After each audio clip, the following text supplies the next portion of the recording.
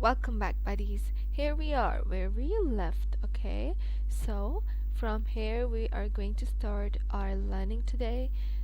First of all, gotta make a new live script. This is untitled. I need to save it. And today we are going to study about commands. Commands, orders. You command your little siblings and all. Okay? Guys, listen and think.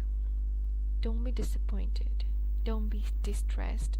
Don't be, panicked or anything like that, because I know you gotta do it. This is difficult, but yet this is enjoying and fun too.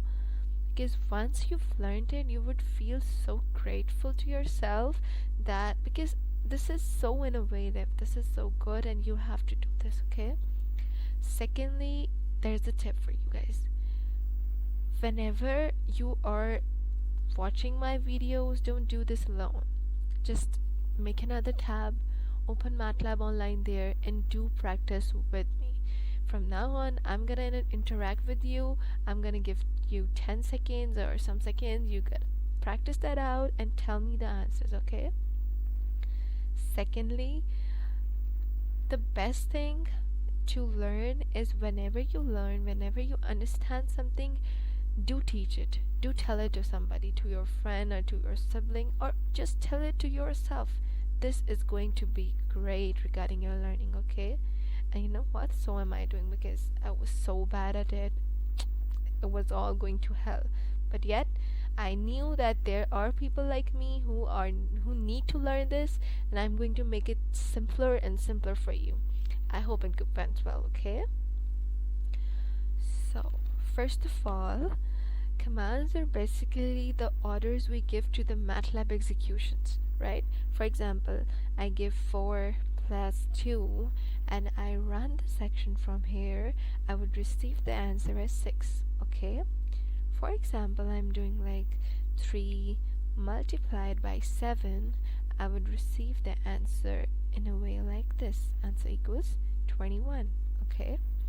If I'm doing like 5 divided by 10, I would get the answer as this, okay? You can perform all the arithmetics. Let me perform subtraction as well. 5 minus 9, it would give you minus 4. Look, here it is. You can perform each and every function, how long it is, whatever kind it is, you could do that, okay? Now comes to variables. Variables in a sense that you are going to record a value that x equals 3 and you are going to tell y equals 4, and you want the Matlab to execute something like x into y, you would receive an answer as 12, okay? If you're getting like x plus y, it would give you like this. Okay, so here it is. This is so easy. Come on, I'm giving you 10 seconds. Go and just practice and come back to me. Hurry up, hurry up. I am giving you 10 seconds. All the best, buddies.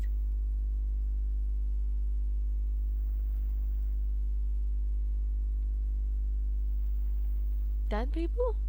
In case I'm in a bit hurry, just pause it out and go practice and then come back. If you don't understand anything, watch the video again and then practice, because I'm telling you, you need practice, bro. Without it, you cannot handle it. This is insane. I don't know. Okay, so now comes, what if we have a variable m, and first of all we need to make some value to it, add some value to it.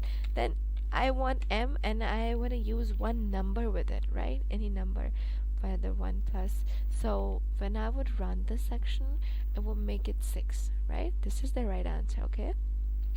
I could also do that m equals m divided by 2.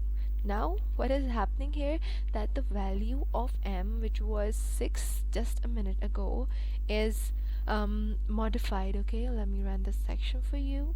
This is 3 now, right? And in case you are doing like m plus x, the value that we just made, like, let me show you, x equals 3, right? So I'm doing m plus x. Let's see what results it show. It is 6. You know how? Because m was modified to a value of 3 and x also had a value of 3 right here. Okay, so it had made it 6. You're getting my point. Okay, so this is for now. I hope you guys got this. Just go practice and get back to me because there is another video waiting for you. Okay, all the very best. See you guys. Bye bye.